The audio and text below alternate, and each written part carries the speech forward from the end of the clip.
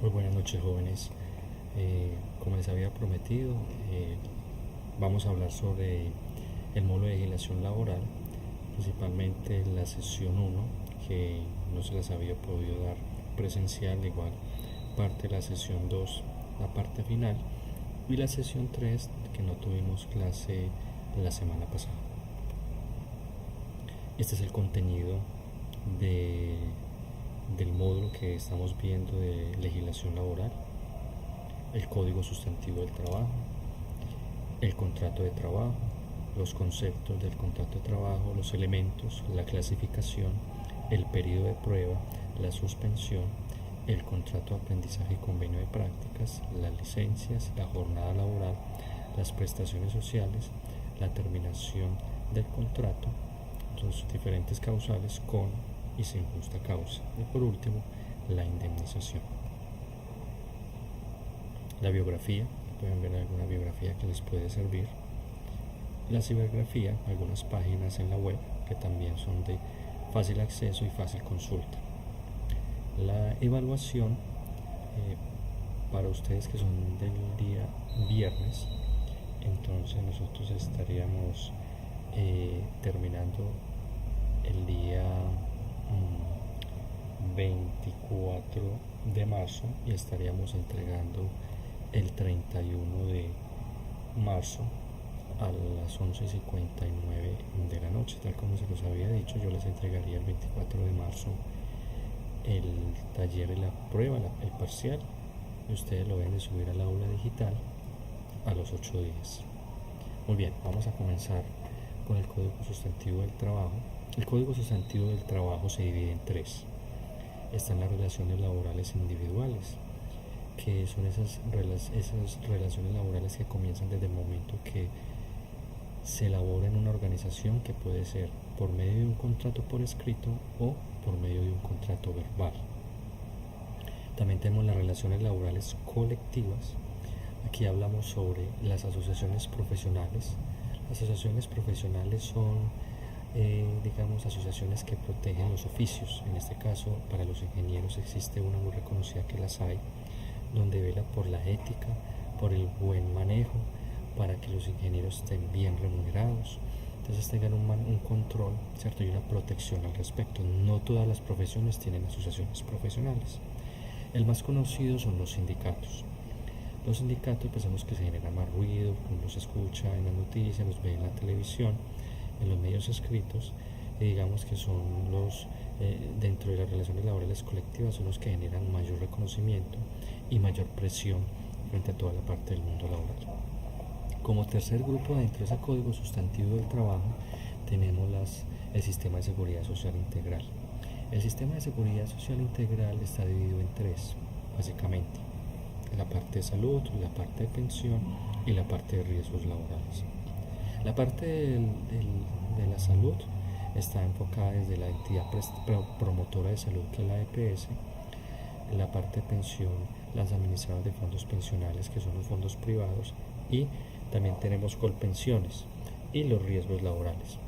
En cuanto al tema de los estudiantes aprendices o los estudiantes que están en práctica, pues cuando se vaya a suscribir a alguno de estos dos, algunas empresas, digamos, que le dicen al estudiante que deje de ser beneficiario del papá o de la mamá para ser cotizante. Algunos preguntarán, bueno, ¿y yo me puedo volver a ser beneficiario cuando termine la práctica? Claro. Y también surge una pregunta: ¿uno puede ser beneficiario del papá y la mamá el resto de sus días? Pues no. Si está estudiando, es mientras está estudiando o hasta los 25 años. Ya luego de esto, pues habrían las figuras: puede ser un trabajador independiente, o obviamente si comienza a laborar, pues va a ser un cotizante. Pero en caso que no existe ninguna de estas figuras y tampoco puede estar afiliado en el CISBEN, debería o puede o cabe la figura de estar como beneficiario adicional. Ese beneficiario adicional, pues obviamente es al padre o a la madre le costaría un dinero adicional mensual para pagar por ustedes, ¿sí? Teniendo en cuenta que ya no están protegidos como beneficiarios de primer nivel, sino que ya estarían como unos beneficiarios adicionales. En la parte de los riesgos laborales, Las empresas los tienen que afiliar a ustedes cuando hagan su práctica, ya sea por convenio o por contrato de aprendizaje. Desde el año 2010 la legislación obliga a las empresas que deben de afiliar a sus estudiantes en práctica o sus estudiantes aprendices a riesgos laborales. Cuando hablamos del campo de aplicación, quiere decir que la legislación laboral aplica para todos, tanto los colombianos como los extranjeros, y también para las empresas nacionales y las multinacionales. ¿Qué asunto regula el Código Sustantivo del Trabajo? Pues siempre va a regular, siempre va a estar vigilante, siempre va a estar velando por esos derechos y deberes de los trabajadores, del sector privado. Todos los trabajadores del sector privado, los trabajadores particulares, siempre van a estar vigilados y también protegidos por el Código Sustantivo del Trabajo.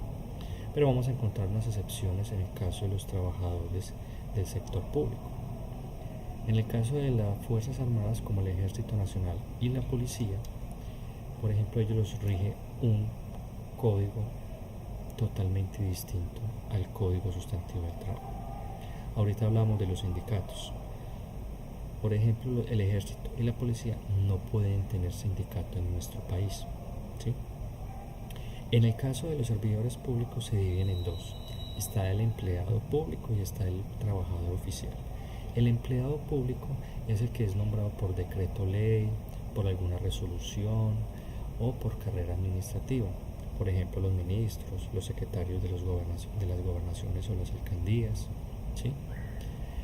En cambio tenemos el trabajador oficial. Ese trabajador oficial sí es contratado de manera laboral, y al ser contratado de manera laboral sí es regido por el Código Sustantivo del Trabajo. Lo contrario ocurre con el empleado público, que lo rige el Estatuto del Servidor Público, que no tiene nada que ver con el Código Sustantivo del Trabajo, con esta legislación laboral nuestra. El contrato de trabajo. Antes de entrar a hablar del contrato de trabajo, hay que dar claridad sobre el contrato por servicios profesionales. El contrato por servicios profesionales no lo rige el Código Sustantivo del Trabajo, lo rige el Código Civil. Aquí las figuras son el contratante, ¿sí?, que es la persona, que es la empresa que contrata a alguien, y el contratista, que digamos es el profesional que va a elaborar algún tipo de asesoría, consultoría o trabajo dentro de la organización. El contratante, la empresa, no está obligada a pagar la seguridad social, o sea, la salud, la pensión y los riesgos. No está obligada a pagar prestaciones sociales legales, cesantías, intereses, prima. Tampoco está obligada a pagar vacaciones, y se está ahorrando bajo esta modalidad un 52%, que es lo que conocemos como la carga prestacional que se origina de un contrato de trabajo. Ahora bien, para el contratista está obligado a pagar su seguridad social como un trabajador independiente, pero ojo con esto, no está obligado a cumplir un horario, no está obligado a tener un jefe inmediato, y obviamente no tiene unas responsabilidades definidas. Ese es uno de los problemas que se tiene con este contrato, porque muchas organizaciones contratan a las personas bajo esta modalidad y lo que hacen es hacerles cumplir un horario, un jefe inmediato y unas responsabilidades definidas, y eso podría convertir este contrato por servicios en un contrato laboral. Entonces, ese ahorro que se hace en las empresas por esa carga prestacional podría el día de mañana, al demandar este contratista en un contrato laboral, donde eso sería demasiado oneroso para las empresas. Entonces hay que tener mucho cuidado con este tipo de contrato. El contrato de trabajo, pues aquí vemos que es aquel por el cual una persona natural se obliga a prestar un servicio personal a otra natural o jurídica bajo una continuada dependencia o subordinación de la segunda, a cambio de una remuneración. ¿Qué es una persona natural? Es una persona que desde que nace, ¿cierto?, es considerada como persona natural, y obviamente a lo largo de su vida va teniendo unas responsabilidades, unos derechos y unos deberes. Una persona jurídica es lo que conocemos como una empresa, pero es algo, digamos, ficticio, porque realmente quien da la cara es la persona natural, que es representante legal de esa empresa o esa persona jurídica. Lo que hablamos sobre la continuada dependencia y subordinación, que ahorita ahondamos un poquito más en los elementos del contrato, y la remuneración. Hay que tener en cuenta en esta parte final de la diapositiva que habla sobre no podrá existir un contrato de trabajo entre dos personas jurídicas. Es muy claro, por ejemplo, la universidad, cuando contrata a estos vigilantes que ustedes ven de esta cooperativa realmente no los tienen contratados de manera laboral. Haces un contrato con esa cooperativa, un contrato de tercerización o outsourcing, y realmente los trabajadores, esos vigilantes, pertenecen a esa cooperativa, más no de la universidad, para tener claro que no podrá existir un contrato laboral entre dos personas jurídicas. Los elementos del contrato son dos: los elementos esenciales y los elementos comunes. Los elementos esenciales tenemos la prestación de un servicio personal, que es lo que hablamos ahora. Solamente usted hace un contrato por cada trabajador. Si son 10 trabajadores hay que hacer 10 contratos, si son 100 trabajadores se deben de hacer 100 contratos. La subordinación jurídica, que la aclaramos en el contrato por servicios profesionales, lo que es cumplir un horario, tener un jefe inmediato que imparta órdenes, ¿cierto? Y obviamente tener unas responsabilidades definidas. Y la remuneración dentro de este contrato la denominamos salario. Hay otros elementos que son los comunes. El primer elemento es la capacidad para contratar. Obviamente cualquier mayor de edad tiene esa capacidad para hacerlo, pero en Colombia también los menores de edad lo pueden hacer, y desde los 15 años pueden trabajar en Colombia de manera legal, pero con unas restricciones. Debe tener un permiso de los padres, un permiso de un juez laboral, no debe trabajar de noche, no debe generar horas extras, y su jornada máxima debe ser de 6 horas diarias. Cuando hablamos del consentimiento, quiere decir que ambas partes, tanto el trabajador como la empresa, cuando firman un contrato, lo están haciendo de manera libre, espontánea, conscientes de lo que están firmando. Cuando hablamos del objeto, estamos hablando que para el empleador, ¿sí?, es ese aprovechamiento de ese conocimiento que tienen ustedes, digamos, de cierta manera, el explota esa capacidad que tienen ustedes, y ustedes, su objeto como trabajadores, es que la empresa nos pague un salario. Cuando hablamos de la causa lícita, quiere decir que todo debe estar bajo el Código Sustantivo del Trabajo. Un ejemplo: supongamos que se firmó un contrato de trabajo y cuando se fue a leer, luego después de haberlo firmado, se dice que usted renuncia, con la firma de este contrato usted renuncia al salario, renuncia a las prestaciones sociales. Muchos dirán, ¿qué acabo de firmar? Realmente eso no tiene validez. Lo que está, cualquier interés particular no puede estar por encima de la ley. Inclusive es una prueba física tener un contrato de estos con ese tipo de anomalías que están presentando. Las clases de contrato. Los contratos se clasifican de dos maneras en Colombia, según su forma y según su duración. Según su forma, se clasifican en contratos verbales y en contratos por escrito. El contrato verbal, como lo hablamos ahorita al comienzo, pues tiene toda la validez. Sin embargo, se recomienda que todo esté por escrito, porque a medida que pasa el tiempo muchas cosas se pueden ir olvidando.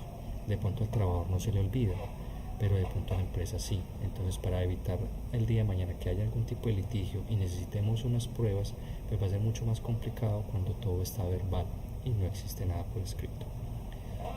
Lo recomendable es tener un contrato por escrito. Ese contrato por escrito debe de contener ciertos elementos, como el nombre de la empresa, el NID de la empresa. El NID es el número de identificación tributaria. Debe contener el nombre del representante legal con su respectiva cédula, el nombre del trabajador, que puede ser con tarjeta de identidad o puede ser con cédula de ciudadanía.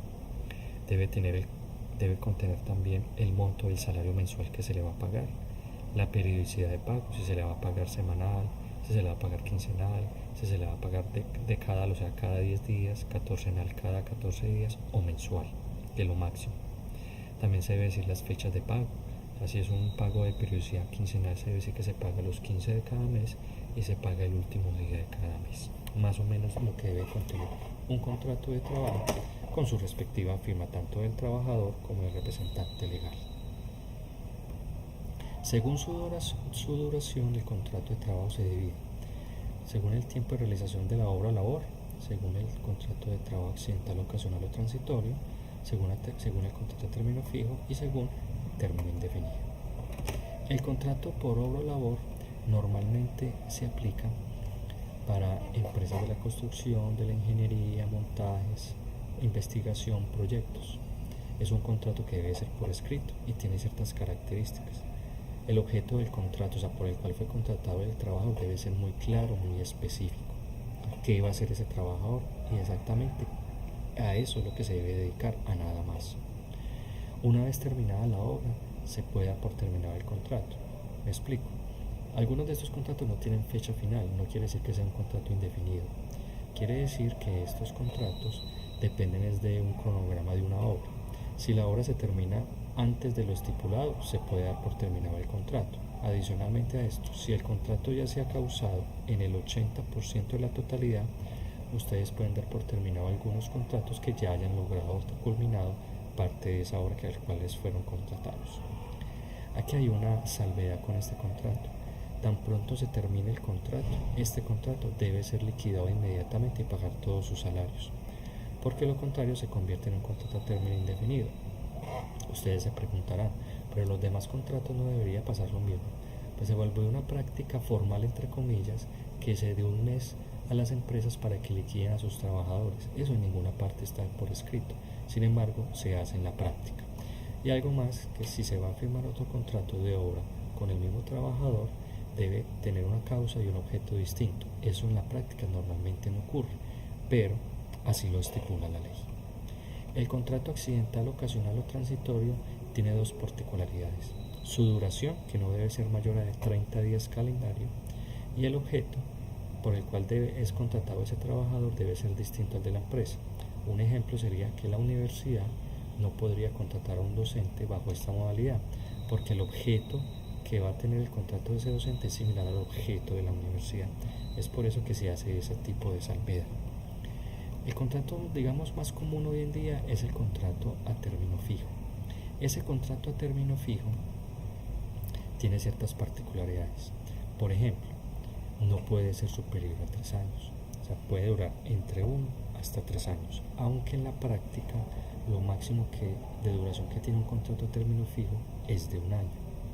Si el término es inferior a 1 año, podrá prorrogarse hasta por 3 veces, por periodos iguales o inferiores, o sea, por la misma duración que tiene el contrato inicial o por un tiempo inferior. Pero a partir de la cuarta renovación no debe ser inferior a 1 año, y así se pueden renovar los contratos de manera indefinida cada año. Les voy a mostrar aquí un ejemplo en Excel de este tipo de situación. Tenemos que un trabajador comienza a laborar el 20 de enero del 2017 de este año y termina el 26 de junio. Calcular las 3 prórrogas y también la cuarta prórroga. Entonces tenemos una fecha inicial del 20 de enero. Entonces nosotros vamos a calcular los días calendario, o sea, enero de 31, febrero de 28, marzo de 31, o sea, los días que contiene cada uno de los meses. Para el caso de enero, como él comenzó a laborar el 20 de enero, del 20 al 31 de enero, hay 12 días. Muchos dirán, no es 31 menos 20 no da 11. Ojo que siempre hay que sumarle un día, porque si no, nosotros le estaríamos quitando o el 20 de enero que comenzó a laborar o el 31 de enero que terminó en ese mes. Febrero tiene 28 días, marzo tiene 31, abril tiene 30, mayo tiene 31 y junio es hasta el 26 porque él terminó el 26 de junio. El total de días laborados son 158. La fecha final es el 26 de junio y la duración de ese contrato es de 158. La empresa puede prorrogarlo por 3 veces por ese mismo tiempo o por un tiempo menor. Entonces la fecha inicial de la primera prórroga sería el día siguiente a la fecha final del contrato, entonces al 27 de junio. ¿Cuántos días lleva laboró entre el 27 y el 30 de junio, sabiendo que el 30 de junio es de 30 días? 4 días. Lo mismo, hacemos la sumatoria de cada uno de los meses hasta que nos sume 158 días. La fecha final de esa primera prórroga es el 1 de diciembre. La segunda prórroga es a partir del 2 de diciembre, o sea, el día siguiente de la finalización de la primera prórroga, y así lo hacemos sucesivamente hasta el 8 de mayo que cumple la segunda prórroga. Luego, a partir del 9 de mayo comienza la tercera prórroga. De igual manera sumamos los días hasta que nos dé los 158 días. La fecha final de esa tercera prórroga es el 13 de octubre. ¿Qué nos dice la norma para la cuarta prórroga? Que eso, como mínimo, tiene que ser 1 año. Si no tiene que ser 1 año, entonces la fecha inicial de la cuarta prórroga es el día siguiente del final de la fecha final de la tercera prórroga, o sea, el 14 de octubre, e iría hasta el 13 de octubre del 2019, un día antes, ¿sí? Entonces, eso hay que tenerlo en cuenta. Ahora, ¿qué pasa con las empresas en la práctica? Algunas. Lo que pasa es que, por ejemplo, como dicen ahí, a partir ya de la cuarta prórroga debe ser como mínimo de un año. Algunas empresas lo que hacen es que le dicen al trabajador, cuando termina la tercera prórroga, váyase para su casa 8 días y luego regresa. Cuando regresa, vuelve y lo contratan por el contrato que inicialmente fue contratado, o sea, por 158 días para el ejemplo de nosotros. Debería ser es por un año, eso es ilegal, para que tengan en cuenta. La carta de vencimiento. Las empresas tienen que notificar con 30 días de antelación, ¿cierto? A la fecha final del contrato, se toma como base el día antes de la terminación del contrato. Tienen que entregar al trabajador la carta de vencimiento. Por ejemplo, si el contrato se terminara hoy estamos hablando que hoy es 16 de marzo, la empresa debió haber entregado esa carta de vencimiento el 15 de febrero. En caso que lo haga con una fecha posterior, o sea, con 29, 28, 20, 15 días, ¿cierto?, de antelación, o no lo haga, el contrato inmediatamente se prorroga por el mismo tiempo al cual fue contratado. Pero si estamos hablando ya de la cuarta prórroga y la empresa no le entregó la carta de vencimiento, el contrato se prorroga automáticamente por un año. ¿Cuáles contratos a término fijo no tienen la obligación de entregar carta de vencimiento? Los contratos que son a término fijo iguales o inferiores a 30 días. No se obliga, ¿cierto?, a dar aviso de terminación de contrato. Tienen derecho a todas las prestaciones, pero aquí vamos a encontrar 3 casos. Uno, la mujer en embarazo. La mujer en embarazo, siempre se dice que la mujer en embarazo no se puede tocar porque goza de 2 principios. Del fuero de maternidad, que quiere decir que no puede ser despedida sin justa causa, y de otra que es la estabilidad laboral reforzada. O sea, si usted tiene una mujer que queda en estado de embarazo y le notifica a la empresa y tiene un contrato a término fijo, ¿qué toca hacer? Toca prorrogarle el contrato. ¿Por cuánto tiempo? Durante el tiempo que dure la gestación, o sea, su embarazo. Estamos hablando en términos coloquiales, que no es correcto, pero para que, digamos, tengamos una cifra cuantificable, 9 meses, más la licencia de maternidad, que está entre 18 semanas, si es un parto único, o 20 semanas, si la mujer tiene 2 o más bebés.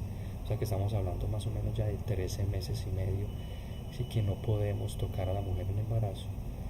Y adicionalmente, cuando termina su licencia de maternidad, por 3 meses más, que es el periodo de lactancia. O sea, mientras la mujer regresa de su licencia de maternidad, sigue protegida por 3 meses más. Eso en el caso de la mujer en embarazo. La persona que está incapacitada o enferma o en discapacidad, esa persona también goza del principio de estabilidad laboral reforzada. Supongamos que el trabajador hoy se le termina el contrato 16 de marzo, pero me aparece hoy con una incapacidad donde dice que lo incapacitaron por un mes. Nos tocaría prorrogar el contrato por un mes más. Y si sigue enfermo, nos toca prorrogar el contrato hasta que, digamos, de cierta manera termine sus incapacidades. Pero hay otro concepto: estabilidad laboral reforzada. Si el médico que lo está tratando dictamina que tiene estabilidad laboral reforzada, quiere decir que el trabajador puede seguir trabajando, pero no puede ser despedido, y tampoco nos tocaría prorrogarle ese contrato hasta que se le quite ese concepto de estabilidad laboral reforzada, porque tiene cierta debilidad y no puede hacer cierto tipo de funciones dentro de la empresa. Eso en cuanto al contrato a término fijo. El contrato a término indefinido, pues no requiere estar por escrito, ¿sí? Recuerde que puede ser verbal. Se sugiere que sea por escrito, por conveniencia de las partes. Digamos que es el más sencillo porque tiene una fecha inicial, pero no tiene fecha final. Tiene derecho a todas las prestaciones, igual como cualquier otro contrato de trabajo. ¿Cuándo se suspende el contrato de trabajo? Se suspende por fuerza mayor o caso fortuito, o sea, quiere decir que pasa un accidente en la empresa, una inundación, bueno, en ese caso se suspende el contrato de trabajo. Si hay una muerte o inhabilitación del empleador, o sea, ese representante legal, pues se puede suspender el contrato de trabajo. Si se suspende o se clausura una actividad de la empresa, se puede ser de toda o de un área específica por 120 días. Puede ser por una causa técnica o una causa económica. Si el trabajador pide un permiso o una licencia no remunerada de manera temporal, o sea que necesita salir a hacer una vuelta por algunos días, viajar o hacer un curso, bueno, ausentarse del trabajo. Si es llamado a prestar servicio militar o si es detenido de manera preventiva. O sea, aquí dice que no exceda los 8 días, pero todos sabemos que en el proceso aquí en Colombia pues eso no es tan rápido. O sea, hasta que no se defina si el trabajador es culpable o no, nos sigue suspendido el contrato. Ya si se decide que es culpable se puede terminar. Y cuando hablamos de la huelga, si tenemos un sindicato y obviamente la huelga es declarada, se suspende el contrato de trabajo. ¿Qué quiere decir suspensión? Que no se le paga al trabajador salarios, que esos días que estuvo suspendido su contrato no se le debe se le descuentan los días para el pago de la prima, de la cesantía, de los intereses, de sus vacaciones. Eso sí, el trabajador no queda desprotegido, o sea, se le debe seguir pagando y aportando por la salud y la pensión. Las suspensiones disciplinarias. El trabajador obviamente puede ser suspendido si es por primera vez, por una llegada tarde, por alguna falta o por un ausentismo no justificado, o sea, no va a trabajar y no dice el por qué. Se puede suspender por 8 días la primera vez y si es reincidente puede ser suspendido hasta por 2 meses. Pero también existen sanciones económicas. Las sanciones económicas nos dicen que es la quinta parte, ¿sí?, del salario diario del trabajador. Si usted se gana, por ejemplo, 1,5 millones y le es suspendido, es sancionado económicamente equivalente a un día, usted toma ese 1,5 millones que se gana, lo divide por 30 días porque usted necesita saber el salario diario, eso nos daría 50.000 pesos y a esos 50.000 pesos yo le saco la quinta parte, o sea, lo divido por 5. Por ende, lo máximo que yo puedo sancionar económicamente un trabajo por un día sería, para este caso, por 10.000 pesos. A eso se refiere la sanción económica. El periodo de prueba. El periodo de prueba aplica para los contratos por escrito y siempre debe ser por escrito, ¿sí? Por ejemplo, los contratos que son verbales pues no tendrían un periodo de prueba porque es un contrato que no está por escrito. La norma que nos dice que el periodo de prueba lo máximo que puede ser es de 2 meses, ¿sí? Cuando hablamos de cálculos en el periodo de prueba, estamos hablando que es la quinta parte, ¿cierto?, de la duración del contrato sin exceder los 2 meses. ¿Para qué es el periodo de prueba? El periodo de prueba es para que, por ejemplo, el empleador pueda despedir a su trabajador sin dar lugar a una indemnización, o sea, por no entenderse un despido injusto. Yo les muestro aquí mismo en el ejercicio, vemos la parte del periodo de prueba. Entonces, para este caso, que es un contrato de 158 días, ¿sí?, entonces tomamos esos 158 y lo dividimos por 5, nos da 31.6. Lo aproximamos. O sea que el periodo de prueba para este trabajador puede ser hasta de 32 días. Así la empresa le puede decir, no, es que su periodo de prueba va a ser de 10 días. Mejor para el trabajador. Su periodo de prueba va a ser de 30 días. Eso sí, no puede ser superior a 32 días. Para el caso de este contrato que tiene una duración de 305 días, vemos que el periodo de prueba sería 61 días. No se puede porque habíamos dicho que lo máximo son 2 meses, o sea, sería 60 días.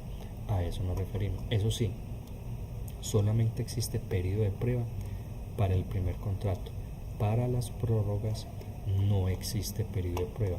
Sería ilegal aplicarle una prórroga, un periodo de prueba a una prórroga. Ese periodo de prueba tiene una excepción, ¿cierto? Los empleados de servicio doméstico, o sea, los que, por ejemplo, las muchachas que van por días o los que van todos los días o son fijas, primero, no tiene que ser por escrito. Y segundo, el periodo de prueba para estas personas son los primeros 15 días, ahí la excepción. Aquí son algunos ejemplos de cómo puede ser el taller, ¿cierto? Un ingeniero es contratado de forma verbal para un contrato a término indefinido y paralelamente ha firmado con su empleador un papel donde consta que su periodo de prueba será de 30 días. Ahí tenemos un problema. Primero, es un contrato verbal para un contrato indefinido, listo, pero no aplicaría el periodo de prueba porque aplica para los contratos a término, los contratos por escrito. Segunda opción, segunda situación, se va a celebrar un contrato laboral entre dos personas jurídicas. Recuerden, no se puede suscribir contratos laborales entre dos personas jurídicas. Y mire lo que sigue, de manera verbal y a término fijo a un año. Recuerde que los contratos verbales son indefinidos. Y fuera de eso, si es a término fijo a un año, tendría que ser por escrito. Contratan a un administrador de empresas por un año y por escrito. Luego de un mes, el administrador informa que está en embarazo. Aprovechando el periodo de prueba, es despedida.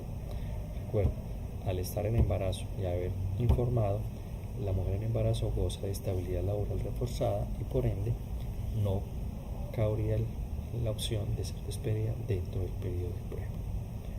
Muy bien, jóvenes, aquí con esto terminamos la sesión número 1, que era la que no habíamos visto en la primera clase. Ya más adelante les adjuntaré la parte de la sesión 2, el final que no habíamos terminado, y la sesión 3, que era de la clase del viernes pasado. Muchas gracias.